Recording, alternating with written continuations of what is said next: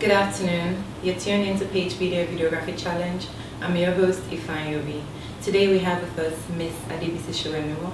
She is an international model and signed to ICE Model Management, and she is the first winner of Fashion Television Model Awards way back in 2004, which is a huge deal. You're welcome to the show. So I'm excited to be here to interview you. Can you tell us a bit about yourself? Well, you've introduced me. My name is Adebisi. I obviously from Nigeria, and I started modeling a couple of years ago, actually a long time ago. And now I'm signed with ICE Model Management in South Africa, and modeling is what I do.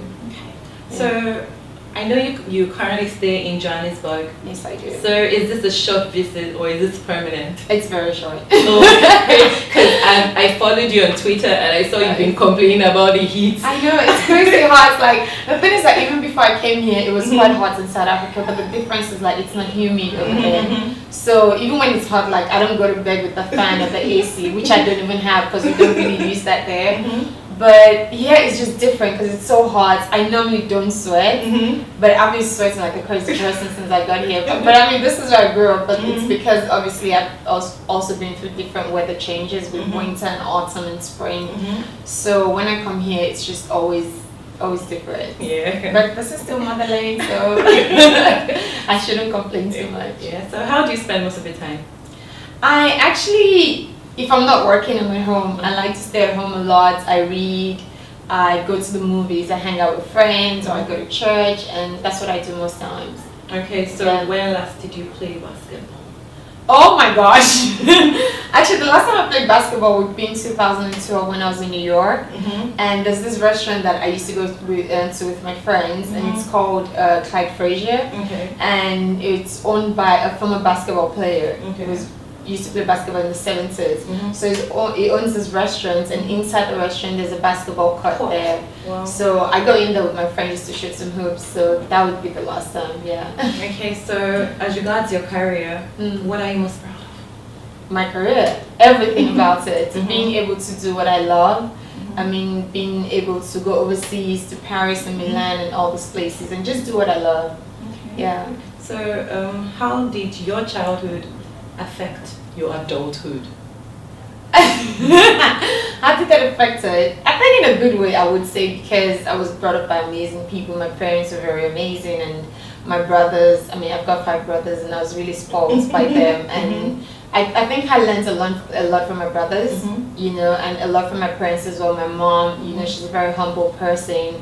You know, she's very strong. She's down to earth, and being able to learn all those things from my childhood and being able to bring it into my adulthood as well. I mean, it's just been amazing. Okay. Yeah. So as regards your career, again, do you constantly feel the pressure to watch your weight because you're a model and you don't have fat people modeling or strutting the runway? Honestly, I don't. A lot of people ask me that, like, oh, what do you do? Do you go to the gym? And honestly, I don't do anything. I don't exercise. I'm very lazy when it comes to exercise. Like I tell my friends, like, oh my gosh, tomorrow I'm going to exercise, and I do it once a week, and then for the next 3 months I don't do anything. But a lot of people don't always believe me, but I honestly don't do anything. I'm just like, there was actually a time that I tried to put on weight, and I was still telling, I don't remember what I was telling yesterday, because my friends were like, oh, you always eat everything and don't put on weight. And 1 week, all I had was pizzas and burgers and ice cream and everything that could make you fat, and it never happened. So but I don't feel the pressure because I don't really have to do anything to, you know, to stay the way I am. So yeah.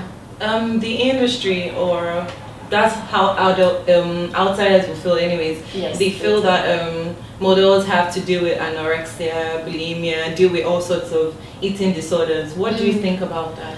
Well, with the people that I've worked with, I've not had to deal with that. But I mean, I remember when I went to Milan in 2006, I remember, I think 2 models died that year because they were trying to like stay skinny just to be able to do the shows. And it's an amazing industry. You want to make money. I mean, if you're being booked by Armani and Versace and all those people, and they want a particular stature, then you feel the pressure to want to stay that way and be like that. But it was actually quite sad for those 2 models that died in Milan a couple of years ago, and But some girls do have to do it. I know some girls have to actually watch what they eat, and you know. But honestly, South Africa is not the pressure is not a lot, you know, because I would say they're quite forgiving when it comes to the stature. If you had to go to Europe and you had to go to America or go to London, then it's a bit different. But in South Africa, you still find girls that are maybe slightly bigger than me. But in Paris, in Milan, in Europe, and all those places, they want you to have a particular stature. But I mean, I think they've been easy on models now, because you have to be a particular weight for you to be a model at a certain age. You know, so it's kind of changing. But with the models that I've had to work with, a lot of them have not really had to do that. Few of them, but not a lot. Okay. So, what does empowerment mean to you? Empowerment to me would mean just being able to build each other up. You know, I don't think we should, especially as women or humans in general, I think for us to be able to build each other up, learn from each other, because that's something that I do, like to empower myself. When I came into the industry, I knew there were people there before me, and there was a lot of things that I didn't know, even though I had won Fashion TV Model Awards here, and I had to move to South Africa. I had to learn from a lot of people the way that I had to walk, catwalk, and maybe look in pictures, my expressions and things. And my friends, they were just people that I was learning from them. Then we ended up becoming friends, but I had to learn a lot from them. And being able to empowerment to me is just being able to build each other up and learn from each other. Okay. So yeah. I read your biography, and I know that you have your hands in the pie when it comes to charity. Yes, So I love charity. So what do you do for people that are not up to you, people that are less privileged? Okay, so with the old charity thing, I actually started with my church, because my church, we feed about over 20,000 kids every single day. So when I learned about the organization at church, I was like, this is an amazing thing. So twice a week, on Tuesdays and Thursdays, we make sandwiches and we take it to the school, and I try to go when I'm not busy. And one day for me, like, I had to start my own thing, because owning my own organization, I mean charity organization, is something I've always wanted. And one day I think I was walking in the home, I was coming from my friend's place, and this boy had come up to me and he was like, oh, please give me money. And I was like, I'm not going to give you money. So I took him to Chicken Licking, I think it's Chicken Republic here, and I bought him food, and I sat down with him and I had to hear his story, like, what are you doing? And he's a 15-year-old boy. As I know, he came to Johannesburg with his two brothers. One of them was 25 and the other one is 12.